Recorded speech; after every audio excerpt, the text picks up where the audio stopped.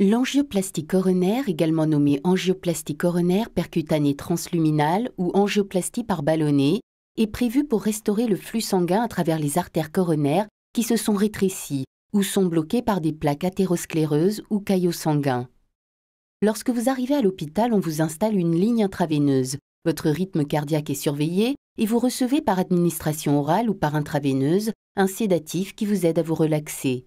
La plupart des procédures d'angioplastie coronarienne durent entre 30 minutes et 3 heures.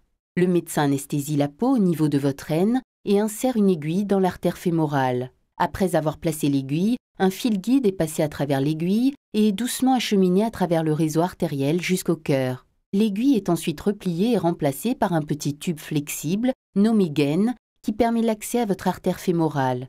À cette étape, on vous administre un anticoagulant pour réduire le risque de caillots sanguins. Ensuite, un cathéter flexible, doux, est glissé au-dessus du fil et introduit dans le cœur. La procédure est contrôlée grâce à un dispositif continu d'imagerie par rayon X nommé fluoroscope.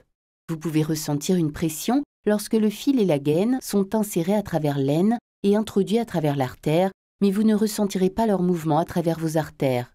À cette étape, votre médecin retire le fil guide, positionne l'embout du cathéter à l'intérieur de l'artère coronaire à traiter et injecte un colorant spécifique.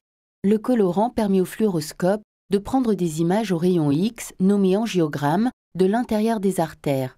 Tout blocage sera clairement identifié alors que les artères se remplissent du colorant. Vous pouvez vous sentir rougir ou légèrement nauséeux lorsque le colorant est injecté. Une fois que le blocage est identifié, votre médecin insère un fil guide flexible à l'intérieur de l'artère et introduit un cathéter à ballonnet sur ce fil et sur le site de blocage.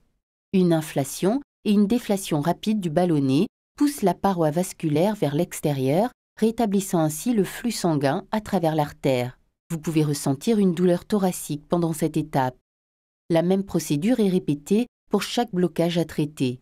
Ensuite, votre médecin supprime le ballonnet dégonflé et le cathéter de vos artères. On installe chez certains patients une androprothèse coronaire qui est un petit tube en treillis métallique conçu pour ouvrir correctement l'artère après l'opération.